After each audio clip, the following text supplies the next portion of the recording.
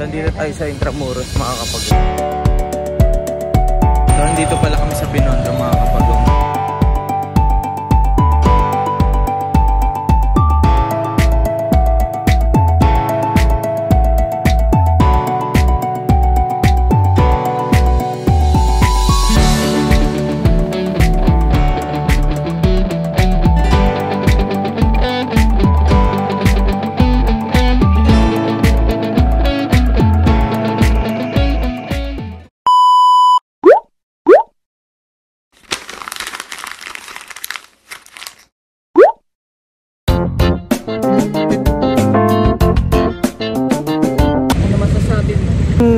Bakit tutok?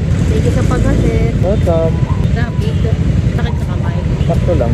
Enjoy ka naman. Hindi ko sure. Hindi ko sure. Baka pipilitan ka lang ah. Ha? Tinatanong mo kung traffic, kung nag-enjoy ako sa traffic. Hoy! Yan yung tanong mo eh. Balay mo, nag-enjoy ka sa traffic. Oh. Sino mag-enjoy sa traffic? Hindi nag-enjoy sa traffic. No, my friend. No. Eh, ba't okay natin? Siyempre, banukan. No, wow! Sabi ko, syempre, banukan. Ay, ganyan ba? Akala ko syempre lang kita. Syempre, lang ikaw. The Vlogger!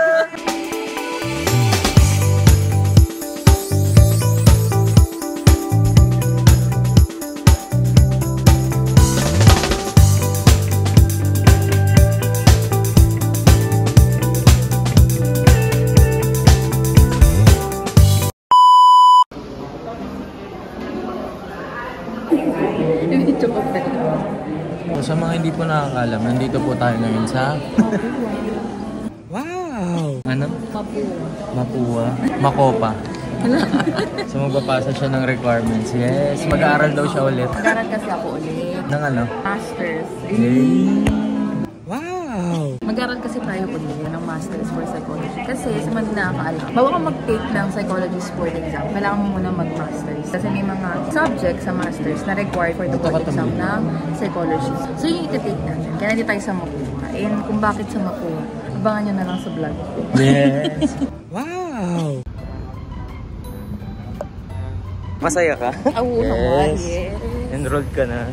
So, nandito tayo sa Intramuros, mga kapagong. Intramuros ba to? Oo. Pinakita ko sa inyo kanina. Mga kanyon. Kanyon. Enrolled ka na? Mabayad pa ako. Bayad ka na. Kailangan mo na magbayad. Pero actually, madali parang naman enrolled talaga ka na. yung enrollment process. Online lang lahat. Actually, yung documents ko, pwede siyang isubmit online.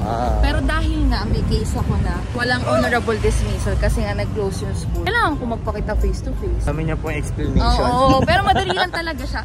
Ito yung isang explanation. mga hassle-free na enrollment process. Sa totoo lang.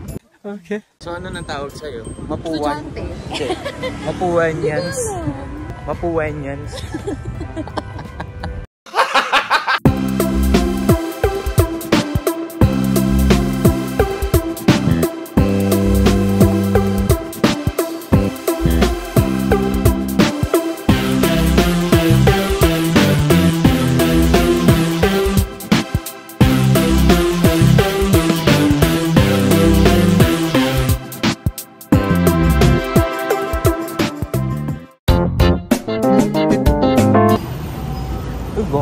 Ay, ano yan?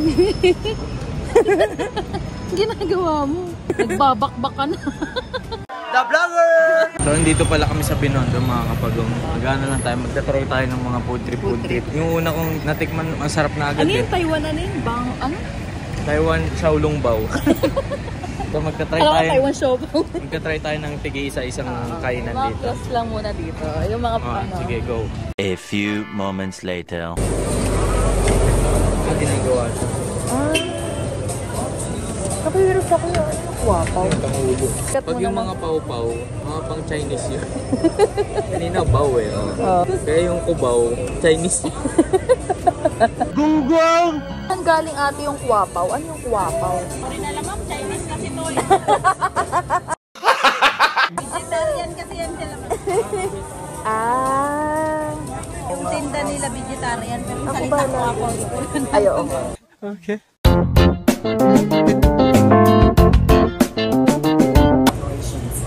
bibili tayo. Pabili ka na ng tanggulo mo.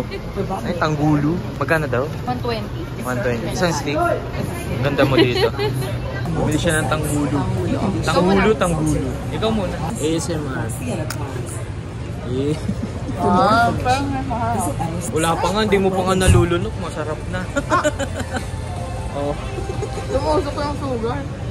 Try natin. Tigas.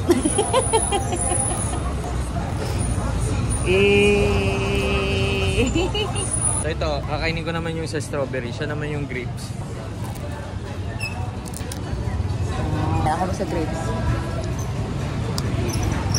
Ano siya? Parang 2 out of 10 para sa akin. Bakit? Parang lang siyang prutas na may sugar eh. Ano, pang ganyan Mas medyo mahal, 120. Ikaw? Gawa ka na. Mahirap ko siya gawin to. Siguro mga for the effort, 7 out of 10. Masarap naman siya. Parang ano kasi siya eh, parang alang kumain ng prutas na sinausaw sa asukal. Parang ginawa ng candy, gano'n. Yun lang. A few minutes later. So ito na yung kwapaw. Tingin ba tingin? Pakita mo dito.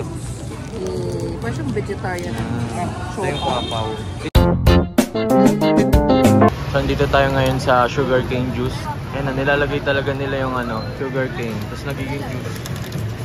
Okay. Natawa kaya, tatanong ko ano yung kwapaw. Hindi ko rin alam. Kaya nga eh.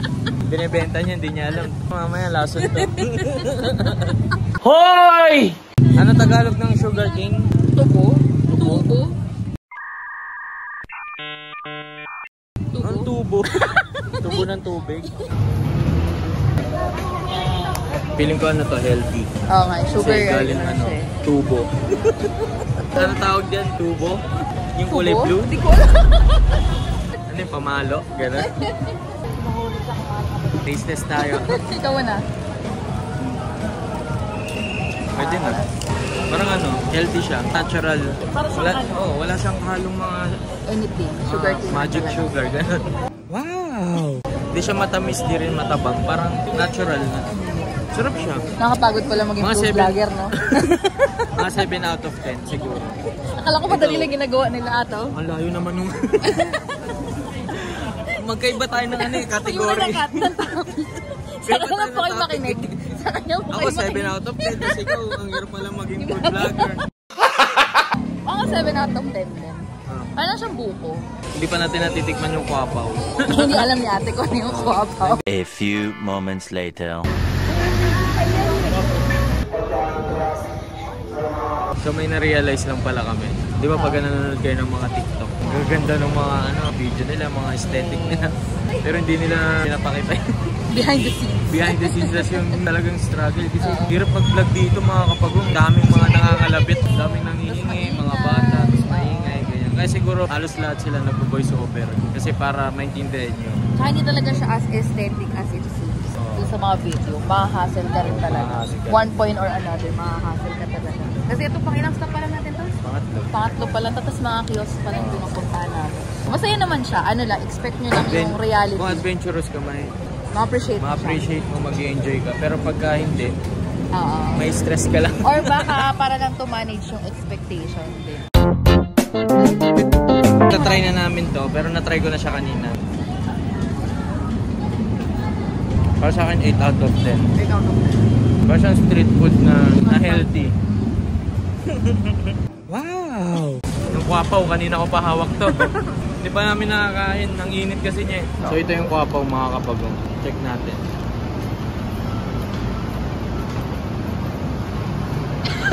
Dungis ah. Asang gulay. Mga 5. 5 out of 10. 5 out of 10. Okay. Baka naman. 3 out of 10. Pag mahilig ka sa gulay, baka 10 out of 10. Okay. A few minutes later. So mga kapagong, nabusog daw siya. Kasi hindi niya alam. Nakain na niya pati yung papel ng siopaw. Sabi ko, ba't pala may matigas? Kain na kain siya oh. Pati yung papel kinain. 3 out of 10. Lupit mo. Gutom na gutom yarn. Kasi nahanap nila sa yung papel. Nalunok mo, wala na, nabubos ko na. Ano ka, printer? So makakapagong haba ng pila dito sa pinilahan namin. Dito tayo Pili ko ngayon masarap sa... kasi kaya mga pila. Dito tayo ngayon sa XLB. Ano yung XLB? Xiaolong ba? Xiaolong ba? Yes! Haba ng pila, pakita ko sa inyo. Pero feeling ko worth it siya. Parang worth it. Kasi ang dami pumipila talaga.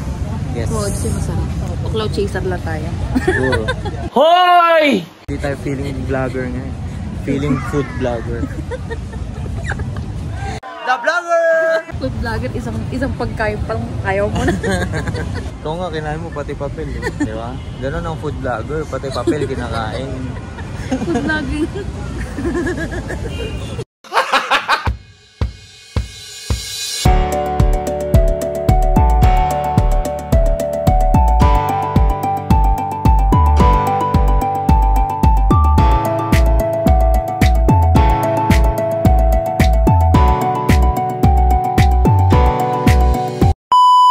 So titikman na namin yung binili naming XLB. 5 pieces. Wow! Laki. Kaya nga.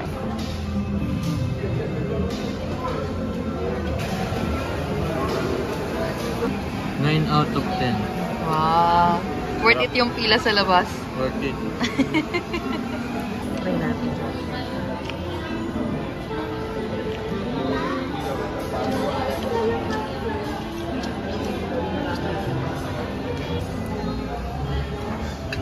Out of 10. Sarap.